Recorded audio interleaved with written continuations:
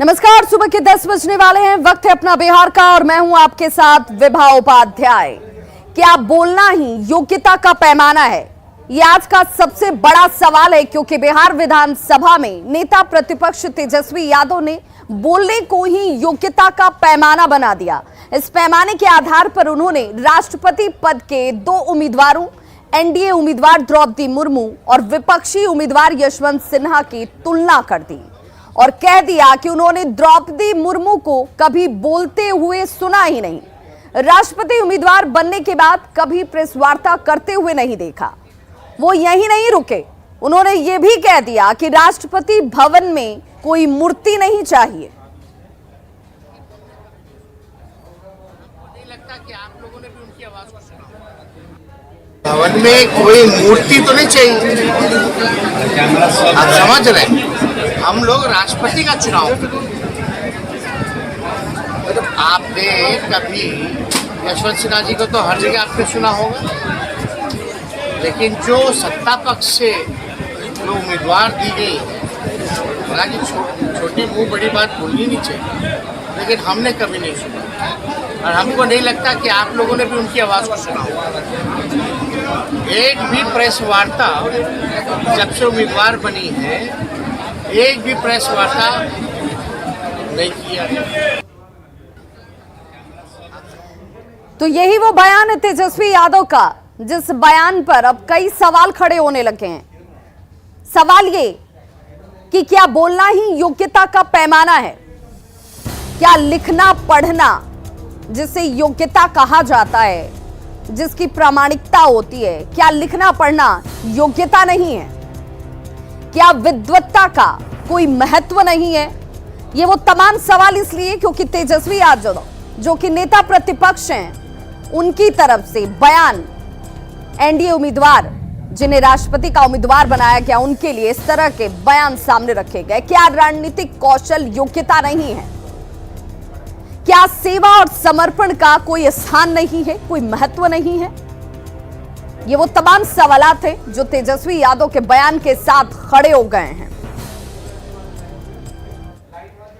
क्योंकि ये जरूरी हो जाता है। आप भी जरा सुनिए, नेता प्रतिपक्ष तेजस्वी यादव जो खुद कई मौकों पर नहीं बोलने की वजह से या हकलाने की वजह से, रुक रुक कर बोलने की वजह से सवालों के दायरे में आ चुके हैं, वही तेजस्वी यादव क्या कह रहे हैं और उनके कहने के मायने क्या हैं, ये बहुत महत्वपूर्ण हो जाता है। जरा एक बार फिर से आप सुनिए तेजस्वी यादव का यह बयान।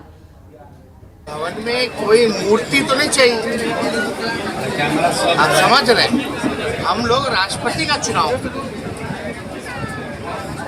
आपने कभी यशवंत सिन्हा जी को तो हर जगह आपने सुना होगा, लेकिन जो सत्ता पक्ष से जो उम्मीदवार दी गई, हालांकि छोटी मुंह बड़ी बात बोलनी नहीं चाहिए, लेकिन हमने कभी नहीं सुना और हमको नहीं लगता कि आप लोगों ने भी उनकी आवाज़ को सुना होगा। एक भी प्रेस वार्ता जब से उम्मीदवार बनी है, एक भी प्रेस वार्ता नहीं किया। और हमारा ये सवाल जिसे हम बार बार आपके सामने रख रहे हैं, ये सवाल इसलिए है क्योंकि कई लोगों की योग्यता बोलने से अलग काम करने की होती है। पूर्व पीएम मनमोहन सिंह की बात कर लीजिए, अच्छे वक्ता नहीं रहे, फिर भी वो 2 बार देश के पीएम रहे। तेजस्वी ने द्रौपदी मुर्मू के कम बोलने पर सवाल उठाए हैं, लेकिन इसी महीने 12 जून को बिहार विधानसभा के कार्यक्रम में खुद तेजस्वी नर्वस नजर आए और उसके ही इस वक्त आप ये तस्वीरें भी देख रहे हैं। लिखे हुए भाषण, खुद बोलना नहीं था, याद से और समझ से कहना नहीं था, लिखे हुए भाषण को पढ़ते पढ़ते हुए कई बार हकला रहे थे, नर्वस हो जा रहे थे, कई जगहों पर अटक और भटक रहे थे, कई जगहों पर लिखे हुए शब्दों में भी वो खोते हुए नजर आए। सुनिए तेजस्वी के 12 जून का वो भाषण, और फिर क्या तेजस्वी का इन्हीं तर्कों के साथ द्रौपदी मुर्मू के ऊपर सवाल खड़े करना या विश्वास जाहिर न करना उचित लगता है? जरा वो बयान सुन लीजिए। आपसे आग्रह करता हूं कि school of democracy legislative studies जैसी एक संस्था बिहार में स्थापित हो, जिसके माध्यम से विधायी और लोकतंत्र के विभिन्न पहलुओं पर शोध एवं अध्ययन की अवसर और प्रशिक्षण दिया जा सके। विभिन्न पहलुओं पर शोध और अध्ययन के अवसर और प्रशिक्षण दिया जा सके। पूरे देश के जनप्रतिनिधियों, युवाओं और संबंधित कर्मचारियों को इससे लाभ मिलेगा। आशा है आप हमारी मांग को पूर्ण करेंगे। इसी प्रांगण में हम जननायक कर्पूरी ठाकुर जी के आम कदम प्रतिमा के बगल में बैठे हैं। हमारी मांग है कि जननायक कर्पूरी ठाकुर जी को भारत रत्न देकर इस शताब्दी वर्ष समारोह एवं देश के प्रधानमंत्री जी के बिहार विधानसभा प्रांगण में प्रथम आगमन को और अधिक यादगार बनाने की कृपा करें कि जननायक कर्पूरी ठाकुर जी को एक अवश्य ही भारत रत्न मिलना चाहिए। लोकतंत्र में समक्ष कई चुनौतियां हैं, लेकिन हम सामूहिक प्रयास और संकल्प से जनतंत्र को धनतंत्र और छलतंत्र से बचा सकते हैं। हमारे पुरखे ने लोकतंत्र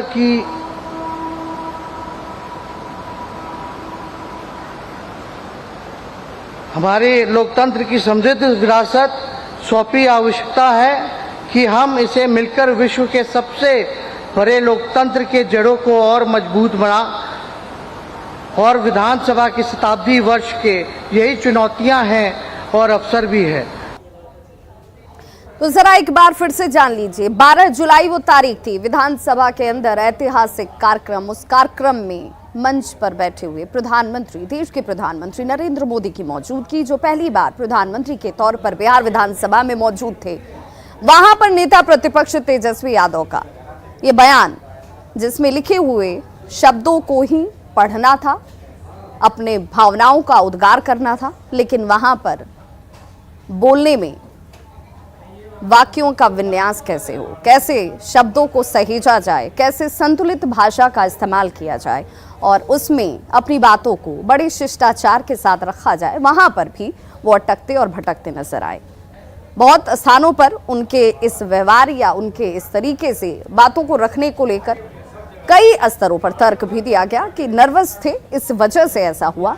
यहां तक सब कुछ उचित है, लेकिन उन्हीं तेजस्वी यादव की तरफ से नेता प्रतिपक्ष के तौर पर ये बयान, जिसमें वो द्रौपदी मुर्मू के ऊपर सवाल खड़े कर रहे हैं, ये अपने आप में उनकी बुद्धिमत्ता पर भी और उनकी सोच पर भी सवाल खड़े करता है। हमारे सहयोगी अमित हमारे साथ सीधे इस वक्त जुड़े हुए हैं।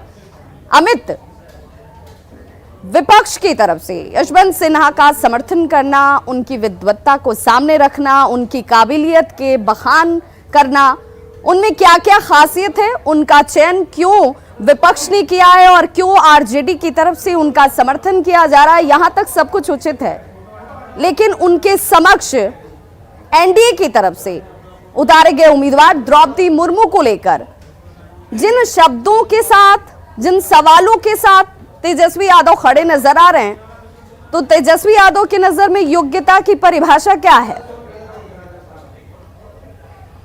देखिए, बिल्कुल ये बड़ा सवाल है और यहाँ पे ये सवाल इसलिए भी उठा है कि तेजस्वी यादव की योग्यता पे काफ़ी बार जो है एनडीए की तरफ से सवाल उठाए गए हैं। हालांकि ये अभी फिलहाल जो बातें हैं वो द्रौपदी मुर्मू को लेकर सामने आई है। जिस तरह से तेजस्वी यादव ने द्रौपदी मुर्मू को लेकर के बातों को रखा, वो लोगों को संबोधित कर रहे थे और उसी संबोधन के दौरान उन्होंने जिस तरह की बातों को रखा, उसको लेकर के अब सवाल उठने लगे हैं और उठने लाजमी भी है, क्योंकि द्रौपदी मुर्मू जो है वो पढ़ी लिखी योग्य जो है उम्मीदवार हैं एनडीए की। एनडीए की तरफ से कहा जा रहा है कि द्रौपदी मुर्मू की अगर वो तुलना कर रहे हैं कम बोलने की वजह से, ये कर रहे हैं की मूर्ति नहीं चाहिए राष्ट्रपति के तौर पे देश में।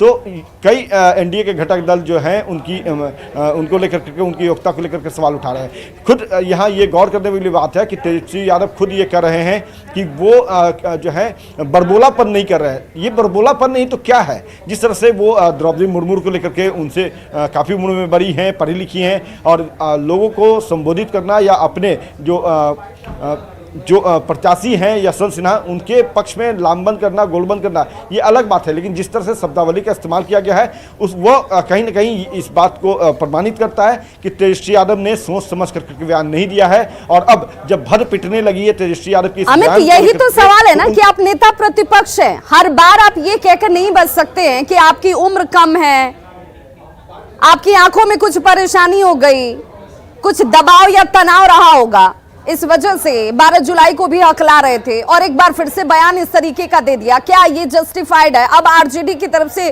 क्या तेजस्वी यादव के इस बयान को भी सही साबित किया जाएगा? देखिए, बिल्कुल वही बातें मैं बता रहा था कि तेजस्वी यादव ने जिस तरह से बेतुका नासमझी का बयान इसे कहेंगे, जिस तरह से उन्होंने दिया है, तो अब आरजेडी के प्रवक्ता जो हैं, जो तेजस्वी के हनुमान हैं मृत्युंजय तिवारी, वो तेजस्वी के पक्ष में उतर गए हैं। उनका कहना है कि देखिए, तेजस्वी यादव ने कोई भी गलत बात नहीं कही है। जिस तरह से जो द्रौपदी मुर्मू का जो चयन किया गया है और चयन के बाद अब तक एक भी बार द्रौपदी मुर्मू का कहीं भी कोई संबोधन सामने नहीं आया है, तो इस कारण से ये बातें कही गई। तो कहीं ना कहीं आरजेडी के प्रवक्ता मृत्युंजय तिवारी जो हैं वो उनका बचाव कर रहे हैं। कांग्रेस के प्रवक्ता जो है असित नाथ तिवारी, वो भी तेजस्वी का बचाव कर रहे हैं। ये सवाल भी पूछना होगा तेजस्वी यादव से कि राष्ट्रपति पद के उम्मीदवार के लिए क्या ये तमाम टर्म्स एंड कंडीशंस हैं? क्या योग्यता का पैमाना क्या ऐसे तय किया जाएगा कि हमने उन्हें बोलते हुए सुना था या नहीं सुना था, हमने आज तक देखा या नहीं देखा? यशवंत सिन्हा बोलते रहे हैं, लेकिन किस तरह की भाषा का इस्तेमाल करते रहे हैं, क्या कुछ बोलते रहे हैं, ये भूल गए हैं शायद तेजस्वी यादव। इन तमाम सवालों का जवाब भी तेजस्वी यादव को देना होगा। देखिए, बिल्कुल निश्चित तौर पे क्योंकि यशवंत सिन्हा जिस बरबोलेपन के लिए जाने जाते हैं और जिस तरह से वो लगातार कई ऐसे बयान रहे हैं जिस पर बाद में कहीं न कहीं देश में जो है वो बहस शुरू हुई और यशवंत सिन्हा जो है अपनी बातों को तर्कपूर्ण जो है तरीके से वो सही ठहराते भी रहे। लेकिन कई बातें जो रही, कई बयान उनके रहे जो विवादित रहे, विवादास्पद में रहे। और सबसे बड़ी बात है कि यहाँ ये भी गौर करने वाली बात है कि अमेरिका का राष्ट्रपति का चुनाव नहीं हो रहा है जहाँ पे डिबेट होगा। यहाँ पे योग्यता जो है वो बोलने से नहीं होती है। तो कहीं न कहीं ये साबित होता है कि तेजस्वी यादव जो है वो लोगों को संबोधित करने के लिए कुछ भी बोल देते हैं। जिस तरह के शब्दों का उन्होंने इस्तेमाल किया, बोलने से भी अगर योग्यता तय होती तो तेजस्वी यादव को सबसे पहले अपने आप को लेकर भी सोचने की जरूरत है, मंथन करने की जरूरत है। बहुत बहुत शुक्रिया हमें तमाम जानकारी के लिए आपका। तो एनडीए की राष्ट्रपति पद की उम्मीदवार द्रौपदी मुर्मू के ऊपर विपक्ष के नेता तेजस्वी यादव की तरफ से की गई टिप्पणी ने विवाद का रूप ले लिया है। बीजेपी ने जहां तेजस्वी की योग्यता पर सवाल उठाए तो दूसरी ओर जेडीयू ने उन्हें लोहिया के सिद्धांत का विरोधी बताया। वहीं कांग्रेस ने विपक्ष के उम्मीदवार यशवंत सिन्हा की योग्यता की तारीफ कर तेजस्वी के बयान का समर्थन किया है। नेता प्रतिपक्ष श्री तेजस्वी यादव जी का आदिवासी, महिला, दलित और पिछड़ों के प्रति क्या मन में भाव और सम्मान है, ये राष्ट्रपति के एनडीए के उम्मीदवार श्रीमती द्रौपदी मुर्मू के बारे में टिप्पणी करके उन्होंने अपना जग जाहिर कर दिया। जो व्यक्ति अपने एक पन्ने का लिखित भाषण को नहीं पढ़ सके और उसको आई वाश करने के लिए आंख दिखाने चले गए। एनडीए ने देश के राष्ट्रपति पद के लिए द्रौपदी मुर्मू जी का चयन किया है और द्रौपदी मुर्मू नीचे से लेकर के राज्यपाल के पद तक का उन्होंने सफर तय किया है। अब देश के राष्ट्रपति बनने जा रही हैं और समाज के सबसे अंतिम पायदान से आने वाली महिला के रूप में वो हैं डॉक्टर राम मनोहर लोहिया, जो महिलाओं के विकास के लिए हमेशा चिंतित रहते थे और संपूर्ण महिला को पिछड़ा वर्ग की महिला मानते थे। लेकिन इनको राम मनोहर लोहिया के सपनों पर नहीं चलना आता। देखिए, यशवंत सिन्हा जी यूपीएससी एग्जाम के टॉपर रहे, वो आईएएस अधिकारी रहे, बड़े बड़े पदों पर रहे, केंद्र में मंत्री रहे, संसदीय अनुभव भी है, वाजपेयी जी की सरकार में मंत्री रहे। अब कोई आदमी मुझे ये बता दे कि उनमें ऐसी क्या कमी थी कि उनके खिलाफ द्रौपदी मुर्मू जी को उम्मीदवार बनाया गया। द्रौपदी मुर्मू जी बाद में उम्मीदवार बनी है। यशवंत सिन्हा जी के नाम का ऐलान हम लोगों ने पहले किया था। तो क्या यशवंत सिन्हा जी अयोग्य आदमी थे कि उनके खिलाफ द्रौपदी मुर्मू को उम्मीदवार बनाया गया? ये तो भाजपा को बताना होगा ना। तो तेजस्वी यादव के द्रौपदी मुर्मू को लेकर दिए बयान के बाद राजनीतिक दलों की ओर से किए जा रहे विरोध का आरजेडी ने बचाव किया और सत्ता पक्ष पर इस मुद्दे को बेवजह तूल देने का आरोप लगाया। प्रतिपक्ष श्री तेजस्वी यादव जी ने राष्ट्रपति पद के एनडीए उम्मीदवार द्रौपदी मुर्मू जी के बारे में प्रतीकात्मक रूप से ये बात कही है कि वो मूर्ति होंगी, मतलब बीजेपी और आरएसएस का जो एजेंडा है, जो लोकतंत्र और संविधान को तार तार कर रहा है, जो उन्मादी एजेंडा है, घृणा फैलाने वाला है, नफरत फैलाने वाला है, उस पर वह चुपचाप से मुहर लगाएंगी। राज्य में कोरोना संक्रमण के कहर की रफ्तार दोगुनी हो गई है। बीते 24 घंटे की बात करें तो राज्य भर में 388 नए मामले निकलकर सामने आए हैं, जिसमें 130 मामले सिर्फ राजधानी पटना में ही है। इसके साथ ही अब राज्य भर में कोरोना संक्रमितों की कुल संख्या 2640 तक पहुंच गई है, जिसमें अकेले राजधानी पटना में 1051 एक्टिव मरीज हैं। पटना के अलावा भागलपुर में 22, गया में 21, जहानाबाद में 12, खगड़िया में 22 नए मरीज मिले हैं। देखिए हमारी संवाददाता ऋतु रोहिणी की ये रिपोर्ट। कोरोना का कहर जारी है और ताज़ा मामले की बात करें तो बीते 24 घंटे में राजधानी पटना में 130 समेत राज्य भर में 388 नए मरीज कोरोना के निकल करके सामने आए हैं। आपको बताते चले कि बीते 24 घंटे में लगभग 1,35,150 सैंपलों की कोरोना जांच की गई, जिनमें 388 मरीज जो हैं वो पॉजिटिव पाए गए हैं और संक्रमण का जो दर है वो 0.28% अब हो गया है। हालांकि अगर हम बात करें कुल संक्रमित मरीजों की संख्या तो वो राजधानी पटना में जहां 1051 हो गई है, वहीं राज्य भर में 2640 हो गई है। तो ऐसे में लगभग दोगुने रफ्तार से जो कोरोना के मामले हैं वो बढ़ रहे हैं और ऐसे में ज़रूरी हो जाता है कि हम तमाम एहतियात बरतें। अगर हम बीते 15 दिनों की बात करें तो जहां राज्य में 1 जुलाई को तकरीबन 1029 कोरोना के पॉजिटिव मामले थे, वहीं 15 जुलाई तक ये मामले बढ़कर के लगभग 2640 हो गए। तो ऐसे में ये ज़रूरी है कि ये दोगुने रफ्तार से बढ़ते कोरोना के मामले से खुद को बचा कर रखने की और कोरोना गाइडलाइंस को फॉलो करने की। न्यूज़ 18 के लिए ऋतु रोहिणी, पटना। तो खबरों का सिलसिला लगातार जारी है। आप देखते रहिए न्यूज़ 18 बिहार झारखंड। यहाँ खबरों का सिलसिला कभी नहीं थमता।